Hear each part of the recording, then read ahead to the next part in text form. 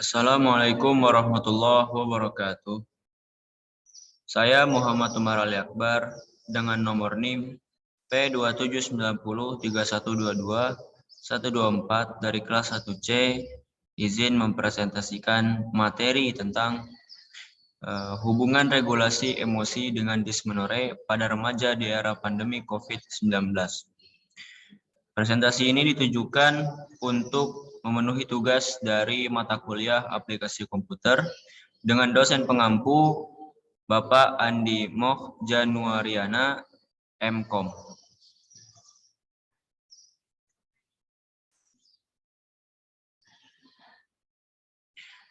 Abstrak. Kejadian dysmenorrhea yang tinggi pada remaja belum mendapatkan perhatian dari remaja itu sendiri maupun masyarakat pada umumnya. Dysmenorrhea membuat remaja tidak dapat beraktivitas normal dan berkonsentrasi dalam belajar. Faktor resiko yang menyebabkan dysmenorrhea salah satunya adalah regulasi emosi yang buruk. Penelitian ini bertujuan untuk mengetahui hubungan regulasi emosi dengan dysmenorrhea pada remaja. Desain penelitian ini adalah cross-seksional, pengambilan sampel dengan teknik total sampling. Besar sampel sebanyak 128 remaja putri kelas 11 di MAN 3 Bantul. Penelitian dilaksanakan pada tanggal 28 September sampai dengan 16 Oktober 2020.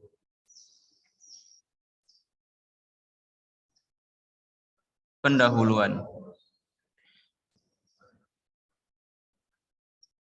Dysmenorrhea merupakan suatu keluhan atau menggambarkan keluhan kram yang menyakitkan dan umumnya muncul saat sedang haid atau menstruasi.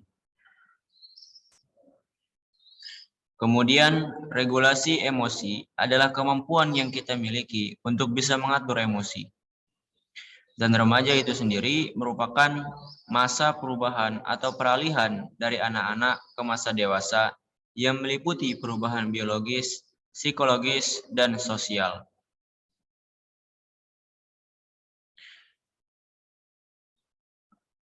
Masa remaja merupakan suatu fase perkembangan yang dinamis dalam kehidupan seseorang. Masa ini ditandai dengan percepatan perkembangan fisik, kognitif, sosial, dan emosional.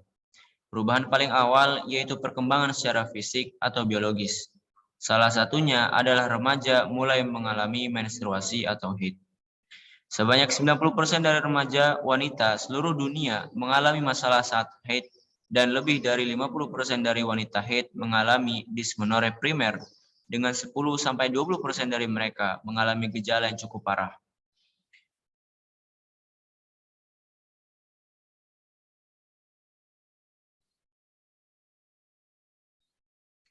Dysmenorrhea menjadi suatu kondisi yang merugikan bagi banyak wanita dan memiliki dampak besar pada kualitas hidup terkait kesehatan. Akibatnya, dysmenorrhea juga memegang tanggung jawab atas kerugian ekonomi yang cukup besar karena biaya obat, perawatan medis, dan penurunan produktivitas. Pada beberapa literatur dilaporkan, terdapat variasi prevalensi secara substansial. Dysmenorrhea membuat wanita tidak dapat beraktivitas secara normal. Sebagai contoh, siswi yang mengalami dysmenorrhea tidak dapat berkonsentrasi dalam belajar dan motivasi belajar menurun karena nyeri yang dirasakan.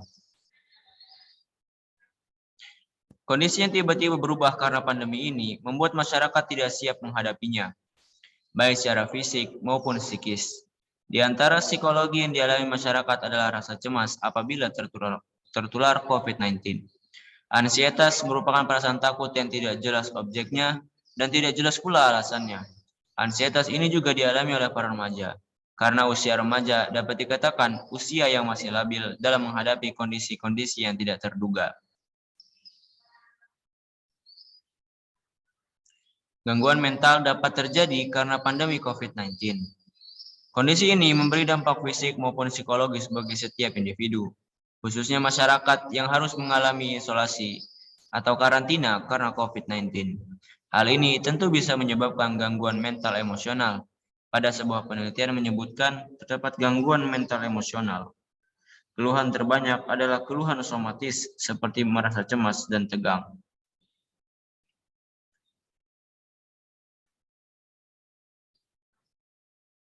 Kemudian kita beralih pada metode dari pelaksanaan penelitian, yaitu merupakan penelitian dengan desain cross-seksional dan protokol penelitian sudah lulus uji etik di KEPKA Stikes Surya Global dengan nomor surat 6.10 KEPKA SGX 2020. Penelitian ini dilakukan pada tanggal 28 September sampai dengan 16 Oktober 2020. Populasi dalam penelitian ini adalah remaja putri kelas 11 di MAN 3 Bantul dengan besar sampel sebanyak 128 responden yang sudah mengalami menstruasi. Teknik sampling yang digunakan adalah total sampling. Data dalam penelitian ini didapatkan langsung dari responden dengan alat ukur yang diadaptasi oleh peneliti dari Khairunisa tahun 2015. Untuk mendapatkan data skala regulasi emosi remaja dan numeric rating scale atau NRS untuk mengukur dysmenorrhea pada remaja. Analisa data dalam penelitian ini mempergunakan uji statistik chi-square dengan program komputer SPSS. Kemudian kita masuk pada hasil dan pembahasan. Dari hasil penelitian didapatkan hasilnya sebagai berikut. Pada tabel 1 terdapat karakteristik responden. Tabel 1 menunjukkan bahwa dari karakteristik usia, sebagian besar yang menjadi responden dalam penelitian ini adalah siswi dengan usia 16 tahun, yaitu sebanyak 69 orang atau 53,9%. IMT sebagian besar dalam kategori normal sebanyak 81 responden atau 63,3%. Karakteristik menarke sebagian besar kurang dari 14 tahun sebanyak 110 responden atau 85,9%. Lama menstruasi sebagian besar selama 4-8 hari sebanyak 105 responden atau 82%. Kemudian rutinitas olahraga sebagian besar tidak rutin sebanyak 110 responden atau 85,9%. Sedangkan berdasarkan riwayat dysmenorrhea sebagian besar tidak mempunyai riwayat sebanyak 72 responden atau 56,2%. Kemudian pada tabel 2 dapat diketahui bahwa sebagian responden dalam kategori regulasi emosi yang buruk sebanyak 60 responden atau 46,9%. Sedangkan responden dengan regulasi emosi yang baik sebanyak 68 responden atau 53,1%. Pada tabel 3, dapat diketahui bahwa sebagian besar remaja mengalami dysmenorrhea sebanyak 68 responden atau 50%, sedangkan dysmenorrhea berat sebanyak 30 responden atau 23,4%, dysmenorrhea ringan sebanyak 13 responden atau 10,2%. Dysmenorrhea berat sekali sebanyak 3 responden atau 2,3% dan tidak mengalami dysmenorrhea sebanyak 18 responden atau 14,1%. Kemudian pada tabel 4 dapat diketahui bahwa responden dengan regulasi emosi yang baik dengan dysmenorrhea sedang adalah sebanyak 34 responden. Regulasi emosi buruk dengan dysmenorrhea sedang sebanyak 30 responden, sedangkan responden dengan regulasi emosi baik dan dysmenorrhea berat sebanyak 10 responden. Responden dengan regulasi emosi baik dan dysmenorrhea berat sekali sebanyak 1 responden. Responden dengan regulasi emosi buruk dengan dysmenorrhea ringan sebanyak 5 responden. Selain itu, pada tabel 4 juga diketahui bahwa nilai P sebesar 0,016 atau P kurang dari 0,05 yang bermakna terdapat hubungan yang signifikan antara regulasi emosi dengan dysmenorrhea pada remaja.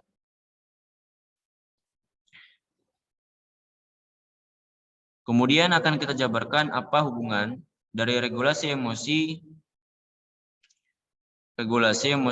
dysmenorrhea pada remaja dan hubungan regulasi emosi dengan dysmenorrhea pada remaja. Kita masuk pada bagian pertama yaitu regulasi emosi. Berdasarkan tabel 2 dapat diketahui bahwa sebagian besar responden dalam kategori regulasi emosi baik yaitu sebanyak 68 orang. Dari jumlah responden sebanyak 128 orang di MAN 3 Bantul. Remaja dikatakan mampu melakukan regulasi emosi jika remaja tersebut memiliki kendalian cukup baik terhadap emosi yang muncul. Ciri remaja yang mampu meregulasi emosi dengan baik yaitu toleransi yang lebih tinggi terhadap frustasi dan pengelolaan amarah, berkurangnya ejekan verbal, perkelahian, dan gangguan di ruang kelas, lebih mampu mengungkapkan marah dengan tepat tanpa berkelahi, berkurangnya perilaku agresif atau merusak diri, perasaan yang lebih positif tentang diri sendiri, sekolah, dan keluarga, lebih baik dalam menangani ketegangan jiwa, kemudian berkurangnya kesepian dan kecemasan dalam pergaulan. Berdasarkan tabel kedua tersebut juga terlihat bahwa hampir sebagian responden dalam kategori regulasi emosi buruk, yaitu 60 orang atau 46,9%. Dari jumlah responden sebanyak 128 orang dari Diman 3 Bantul. Hasil penelitian mengatakan masih kurangnya regulasi emosi pada remaja yang hampir sebagian responden dalam kategori regulasi emosi buruk. Regulasi emosi buruk seperti sering merasa kesepian, merasa kesedihan, sering merasakan kecemasan, mudah marah, agresif, dan merusak diri, serta berpikir negatif. Regulasi emosi pada remaja yang dikategorikan buruk dapat dikarenakan oleh faktor usia.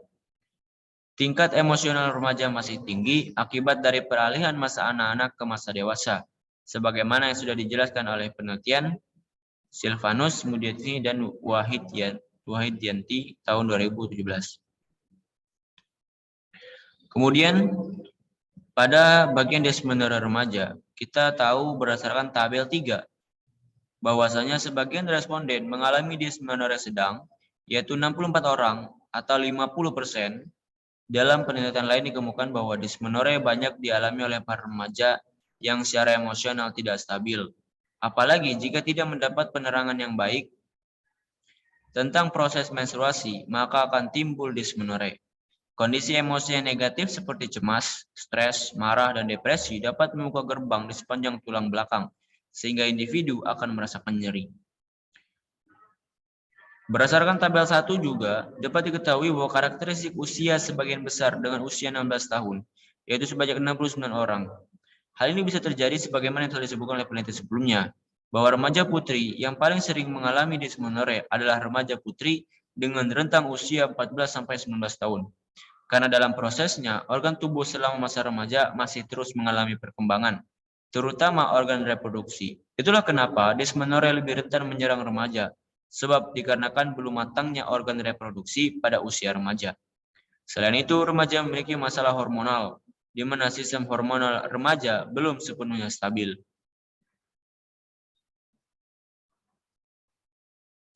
Kemudian, hubungan regulasi emosi dengan dysmenorrhea pada remaja.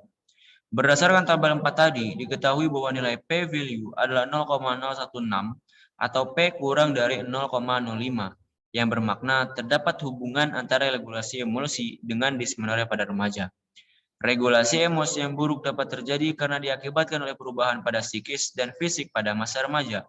Sebagaimana yang dikatakan dalam penelitian lain, bahwa terjadinya perubahan kejiwaan yang menimbulkan kebingungan di kalangan remaja, sehingga masa ini disebut sebagai periode Sturm and Drang. Karena remaja mengalami penuh gejolak emosi dan tekanan jiwa, sehingga mudah menyimpang dari norma sosial di masyarakat. Dalam hal ini, emosi negatif umumnya remaja belum dapat mengontrolnya dengan baik, sehingga remaja dalam bertingkah laku sangat dikuasai oleh emosi. Keadaan emosi remaja yang masih labil karena erat hubungannya dengan keadaan hormon. Emosi remaja lebih kuat dan lebih menguasai dirinya dari pikiran yang realistis. Pada masa ini, meningginya emosi yang intensitasnya bergantung pada tingkat perubahan fisik dan psikologis yang terjadi. Hasil penelitian ini sejalan dengan penelitian lain yang di mana dalam penelitiannya didapatkan 34 responden atau 97,1% memiliki regulasi emosi cukup. Terdapat 14 responden atau 40% mengalami intensitas nyeri dysmenorrhea kategori sedang. Penelitian tersebut juga menyimpulkan bahwa dysmenorrhea cenderung lebih sering dan lebih hebat pada remaja putri yang mengalami kegelisahan, ketegangan, dan kecemasan. Regulasi emosi yang buruk juga dapat dipengaruhi oleh kondisi saat ini yang memberi dampak fisik maupun psikologis bagi setiap individu, khususnya masyarakat yang harus mengalami isolasi atau karantina karena COVID-19.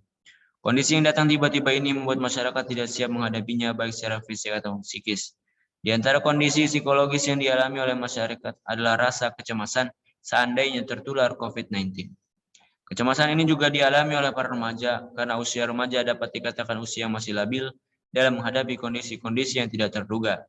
Kondisi emosi remaja akan mudah terguncang, seperti cemas yang berlebihan, ketakutan akan tertular virus, dan sebagainya. Maka dari itu, ada kesimpulan yang dapat kita ambil, yaitu terdapat hubungan yang signifikan antara regulasi emosi dengan dysmenorrhea pada remaja di era pandemi COVID-19. Peneliti menyarankan kepada remaja untuk dapat mengurangi beratnya nyeri dysmenorrhea dengan meningkatkan regulasi emosi serta memperhatikan faktor-faktor penyebab dysmenorrhea lainnya.